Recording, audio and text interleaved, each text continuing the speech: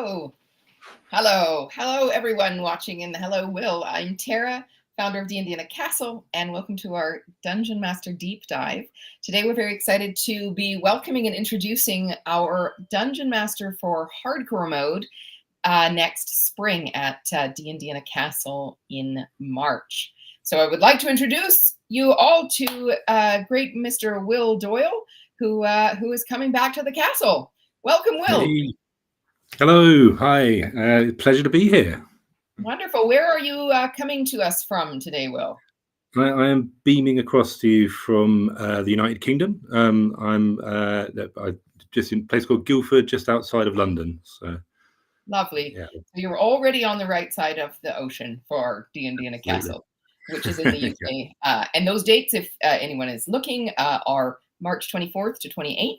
And you can click the little QR code up in the corner to read a little bit more about the campaign that we're going to be talking about and about Will, who we're talking with and about.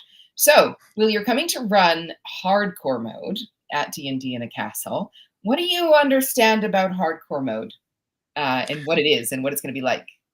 So I was really excited by this possibility because so hardcore mode, it's not hardcore as in it's particularly deadly or it's particularly challenging your rule skill or anything like that.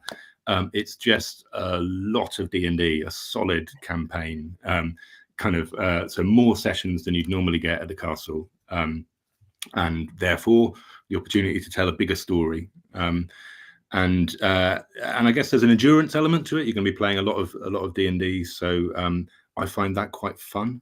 I think there's that was part of one of the things that kind of grabbed me was I play a lot of convention games, or I run a lot of convention games, and you're always standing on your feet all day, different groups, different people, always having to be quick and on the ball.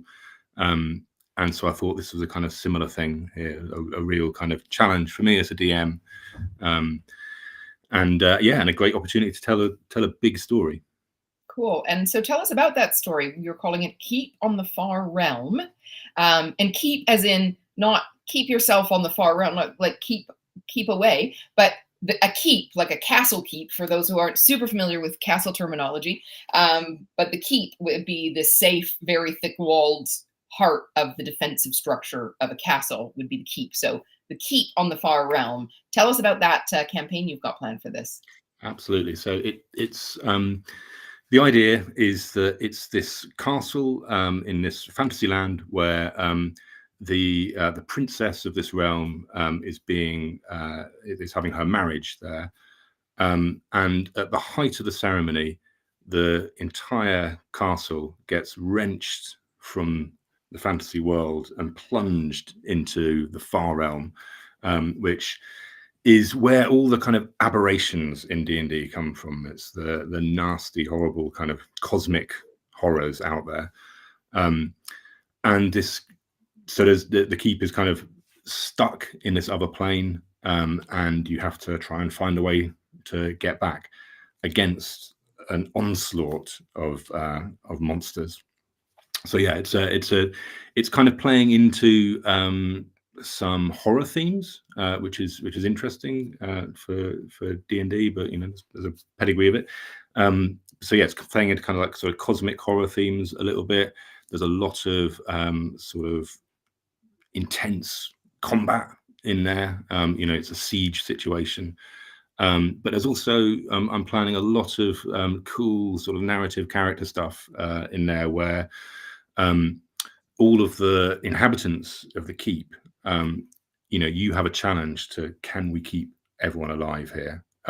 So I'll have a scoreboard with all the NPCs listed on it, and we'll all be trying to kind of defend these people, and if they fall, we'll cross them off the board. Cool. And so you're like Will Doyle's D&D game. What's your kind of jam when it comes to D&D?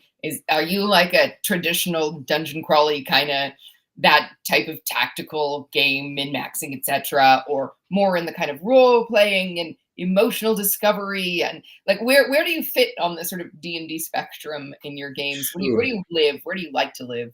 So I love the storytelling side of it, and I also think that at the same time, I think D&D at its heart is a kind of it's a game about challenges, and a lot of those challenges are combat challenges, and about using your powers in really cool ways. So it's very cinematic, and I kind of try and lean into that in my games to really get a kind of intense cinematic feel to it. So I love looking at the kind of characters' storylines in the table and trying to kind of weave them into the drama of what's happening. But I try and keep quite a pace going to it, and I try and have quite a lot of action. So yeah, it's kind of another sort of side of that. There's different Will DMs. Like one there's me with my home group, which is very different to me for my convention games and so forth. And for my convention games, I often like to kind of make it a bit of a showpiece. So I use a lot of physical terrain and miniatures and handouts and stuff like that to kind of get a bit of theatre in there. And for people on the Far Realm, what I'm hoping to do is bring a load of Dwarven Forge terrain. So Dwarven Forge is a company that makes this beautiful sort of 3D terrain, and we will have the whole keep on the table in front of us. We'll have miniatures for all of the NPCs and for the characters, maybe even some lights, and set it up so that it's a real spectacle. And yeah, so that's part of my game. I've always thought there's something fun about the fact that because D&D is a physical game in that it's originated sitting around a table. Of course, we can play it online now, but when you are playing it in person, I like to bring a little bit of that kind of stuff that you can only do in person to the table. So this goes right back to when I started DMing, and I would, if the players had to receive a scroll from the king, I'd get ahead before the game and I'd write it down and I'd hand it over. And now I'm lucky because I married an artist and she makes amazing props. So she plays in my games and helps me make these things. Oh, that's so much fun. How did you get started into D&D? How long have you been playing, and what got you into this hobby? So I've been playing for a long time. I guess getting on to 40 years now. I started when I was quite young. And what got me into it very originally were there were these books, very popular here in the UK, but these books called fighting fantasy books. And they were kind of like choose your own adventure books in the States. And yeah, I was obsessed by those books when I was a kid, and that kind of led me into the world of role playing and D&D. And it, really, DMing has really affected me. It led me into love of gaming, which led to my day job now. I work in video games. So yeah, it's affected my whole life. And you've been a contributor to a number of official D&D content pieces. Tell us a bit about what your involvement in those were and which projects you worked on. Sure. Well, I've been a sort of co-designer and cartographer for many of the big campaigns that have come out over 5th edition's lifespan. So I worked on. I was one of the writers on Tomb of Annihilation, on Icewind Dale, on Storm King's Thunder, a whole bunch of them. And most recently, I've actually there's a adventure out now on D&D Beyond, which came out yesterday, the day before, which is a tie-in to the old 80s D&D cartoon. And is actually the first official adventure for the new edition, and I wrote that with my wife Stacey. But yeah, I've been working with Wizards for about 10, 11 years. I started in 4th edition, so maybe it's a bit longer than 10 years. But yeah, I started doing stuff for Dungeon Magazine, and then after that I kind of moved into the organized play program. I wrote loads of adventures for the Adventurers League and for the DMs Guild. I was one of the DMs Guild adepts. Did a bunch of stuff for that, and yeah, a bunch of stuff for the official campaigns. So. Well, and in your DMing life, you have your home campaign, and you also do a lot of conventions and convention games and things like that. Did you grow up playing the kind of Stranger Things type D&D. That's what I think of it as. We did. I grew up. I grew up playing. It was funny. I was saying this to one of my friends the other day that when I first started playing D&D, I was playing in my friend's basement, and that's like such a classic thing. And remarkable, because in the UK there aren't that many basements, so it was kind of, that's true. So we were lucky there. But I was, it was back in the 80s. I was when I first started playing, and yeah, so it was a dream throughout my life to write for D&D, but stupidly it was something I never actually tried to pursue. And then it wasn't until much later in my life that I thought there was an open call for writers, and I thought, oh, I'll have a go, and I submitted something, and that led to my first Dungeon Magazine article, and then things just went crazy from there. So it was a real, gathering pace of things, and I've now written loads of stuff for it. It's a ton. There's also a D&D magazine, unfortunately only available in the UK, but it's an official D&D magazine, which I'm writing a load of stuff for that at the moment. So yeah, it's just ongoing. We have a couple of comments and questions here. Just Jen just says, woohoo! Very excited to be listening to Will Doyle talk about his hardcore mode campaign at D&D in a Castle next spring. And I have a question here from Mackenzie. Mackenzie Waltz: personally designed campaigns and one-shots tend to come from inspirations surrounding their DM creators. Is there a source that your inspiration or inspirations come from? Where do you get your inspiration from for writing your stuff? Wow, yeah. So I do... I am very inspired by things I've watched and read, and some of the adventures that I've written are definite kind of homages to certain things. There's an adventure which I wrote with James Introcaso called Hunter, which is a direct D&D take on Predator. The old movie with Arnold Schwarzenegger. So yeah, I see for one shots, definitely there's often a lot of stuff I've read. History as well, though, I think is brilliant. Like there's so much stuff from the real world which just blows your mind when you look into that, and that's a fun rabbit hole I often go down. So I like reading history books.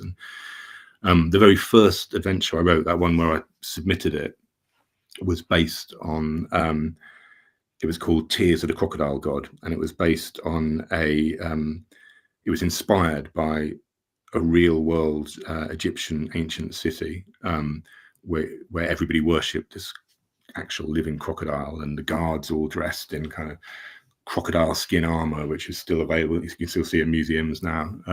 So it's just like when you hear something like that just sends you off. The Keep on the Far Realm, the name of it, and the idea of basing an adventure around a keep goes back to one of the very first ever D&D modules, which Gary Gygax wrote, which was the Keep on the Borderland, and obviously the name's a bit of a play on that. And so that was one kind of inspiration. I like the idea of having a sort of base that you kind of get to. It becomes a character in its own right, So yeah, over time you kind of get to love the place that you're in as much as the characters in it. So yeah, that was one inspiration. The other inspiration for it was I can't remember the name of it now, but there was a TV show that was on Netflix, which was about a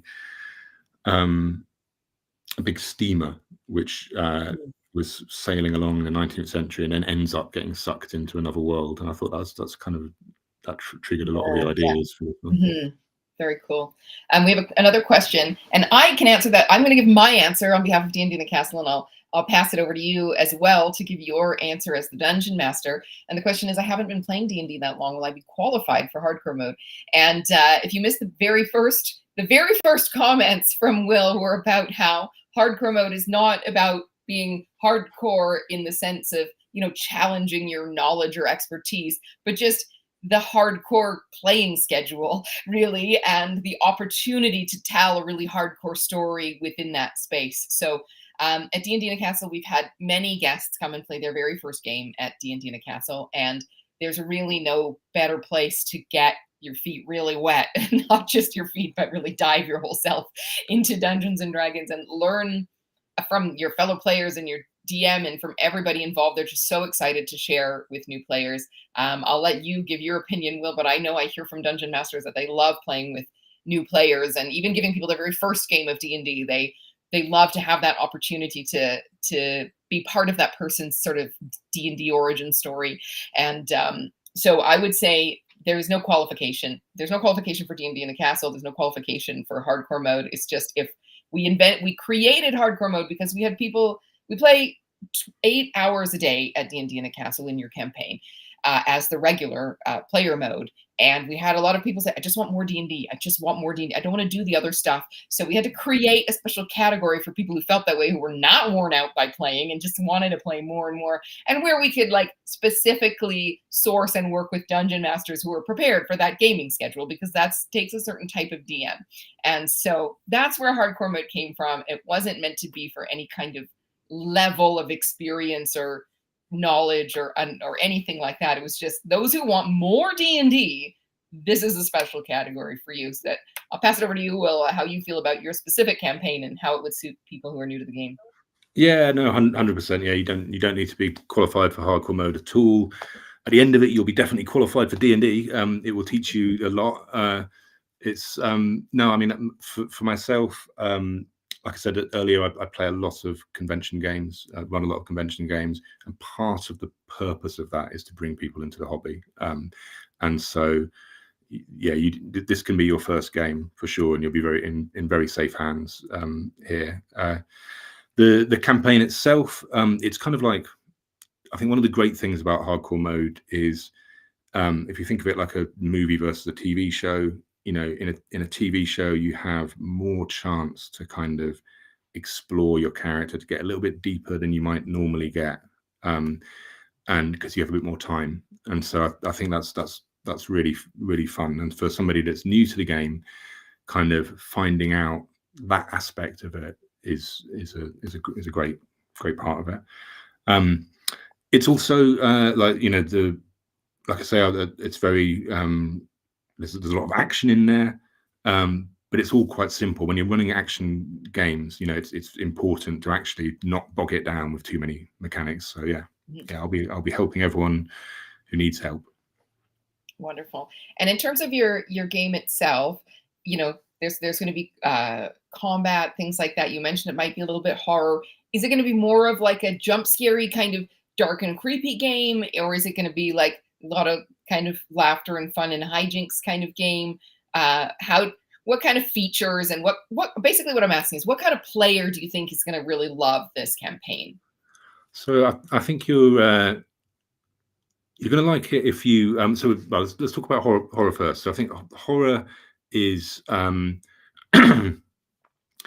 like D&D can never be that serious. It's D&D. Like we always have fun with it, you know. And there's you get this great balance where you're sort of threading this needle of going, this is serious, this is meaningful, but now this is fun. And I think the best D&D games are kind of, they're able to dip down into something where everyone goes, oh, that's awesome, that's cool.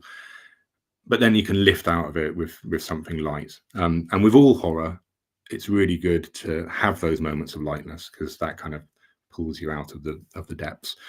So yeah, I think that's one thing. I think for the kind of players that I encourage to have here is like, you're going to get chances to be really, really awesome with your character. There's so if you are into the rules side of it, it's great. You know, this will be an opportunity for you to really, really throw out your powerful spells against some really big hitting monsters. But there's also like a lot of fun for people that like role playing. One aspect that I'm developing, which I think will be great, is you'll have your main character for the game, but at times there'll be almost like little kind of almost like cutscenes where you will take on the opportunity, or people around the table have the opportunity to play someone else.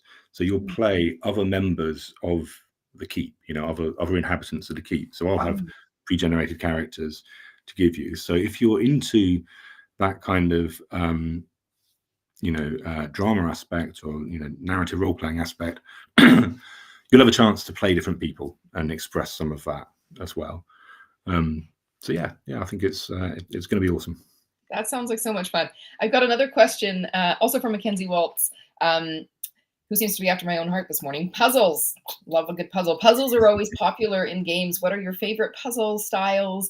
And in relation to this question, what's your favorite puzzle that you've got to use that's also a prop? So for an example, a puzzle box, a cipher, those kinds of things. Yeah, totally. So the puzzles are a really interesting subject, and I've actually written about this in the past, because a good puzzle isn't too difficult. Like they can kind of bog the game down quite a lot if you get it wrong. One of the best props I ever made was at this home campaign I was running, and I had this stone tablet which they found, which I made, and it was all covered in this kind of strange language, and they had to kind of actually translate it. And it sounded like a great idea on paper, but when they were kind of half an hour into it, it was like, oh God, I shouldn't have done this. But so I think that integrating puzzles, sometimes it's fun to integrate them into the action. I think that's something that has worked really, really well in a lot of the adventures that I've done. So if we're actually we're in combat, we're in initiative order, and we're fighting back a horde of skeletons, and we just realize, hold on, they keep coming. There's nothing stopping this. And then we realize these, strange kind of inscriptions around, and we start to spend our actions in combat to try something out. I'm going to try and use my arcana to decipher that. I'm going to try and, use my thievery to work on this. So it kind of, something that can actually integrate with the action and with the initiative works brilliantly, I think. Cool. I've just our tech assistant has just put up a picture here and a link. Explore Keep on the Far Realm Hardcore Mode campaign, and that picture in there, you look quite different now. You have glasses. That was a few years ago. You have a different haircut. So that really is you in that picture, taken at the same venue where we're going to be in the spring. That was back in 2022, when you stepped in to run Wild Beyond the Witchlight for some of our guests. And so what was that experience like? The last time you were with us at the castle? Oh, I loved it. So the game itself was amazing. So Wild Beyond the Witchlight was an adventure that I wrote with my wife and the designer called Ari. And so I'd played it in a kind of playtest form, as we were writing it. And bringing it to the castle was fantastic. So I was able to kind of condense it down a little bit and run the whole campaign in one one big session, and it was it was great. The Wild Beyond the Witchlight is really interesting because it's an adventure where you don't have to use combat. Like every single situation, every single encounter in the adventure, there is a way to kind of talk your way through it, or to figure out how to get by without fighting. And so it's really good for a kind of for role playing. And in the castle, that was a lot of fun. The group I had was amazing. And it all ended with an amazing fight though at the end of it, and actually ended on a critical hit with a Vorpal sword, which was just epic. Like the final blow, which led to high fives all the way around the table. It was brilliant. Yeah, and we had I was using the Beadle and Grimm's special set for that, so I had all the lovely handouts and all the maps and everything like that. Just brilliant. And the castle itself is amazing. It's a castle, and we're playing D&D in it. That's not a lot more to say than that. So the new adventure that you were talking about, speaking of adventures that you've worked on, that you've written, what was the name of that adventure again, if people wanted to look for that and check out your work? Yeah, so that's it's Uni and the Hunt for the Lost Horn. So it's available on D&D Beyond for free if you have a D&D Beyond account, I believe. So you need the D&D Beyond account to get it. But yeah, like I said, that's the first, I believe, the first official module for the new editions of the rules. Very cool. Oh, lovely. That's really neat. So if you would like to come and play with one of the creators of that and of some other of very beloved mods and things from D&D and very experienced dungeon master, and then please come and join us this spring at D&D in a Castle, March 24th to 28th for Keep on the Far Realm with Will Doyle. If you have any final questions, please put them in the chat for Will. Will, I'm wondering, you said you've run a lot of con games and things like that with, whoever signs up for the table. At D&D in a Castle, we have an online platform where we connect our dungeon masters and our players to each other. So they do have an opportunity to sort of get through their session zero type stuff, do their character creation, build their backstories, which are often quite involved. These are a committed group of players.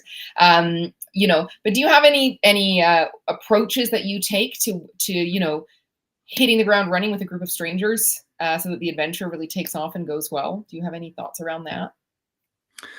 Yeah, I mean, there's some sort of basic stuff, but sometimes I think it's basic stuff that people miss. Like it's great just at the start of the session to just go around the table and let everybody introduce their character. And a lot of convention games that somehow gets missed. But that's a really, really great opportunity for you to say who you are. And then I also tend to my icebreaker is combat. Like I tend to throw you right into rolling dice. I think that's Right.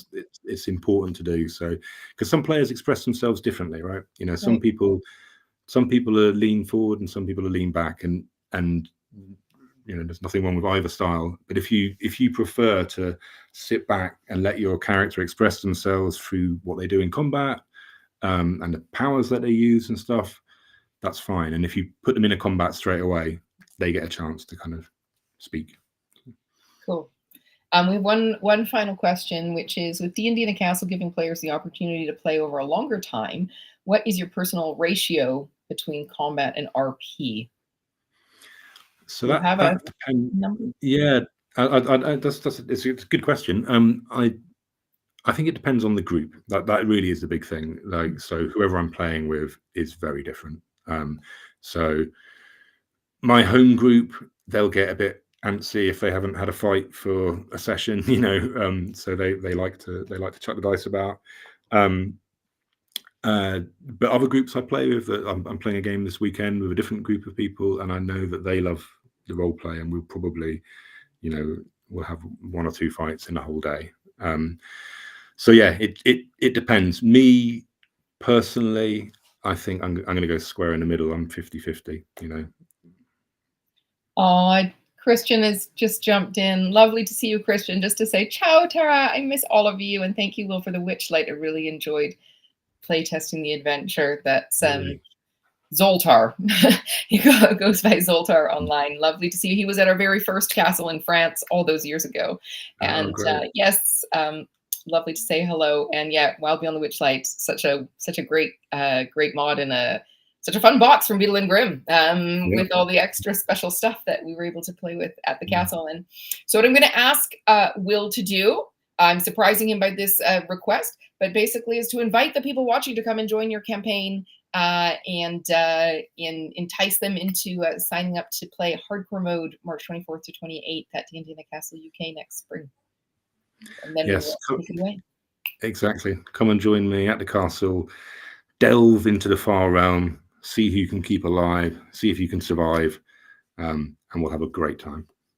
Wonderful. And we'll see you at the castle. And thank you all for watching. And thanks for being with us, Will. And we'll see you very soon. Great. Thank you.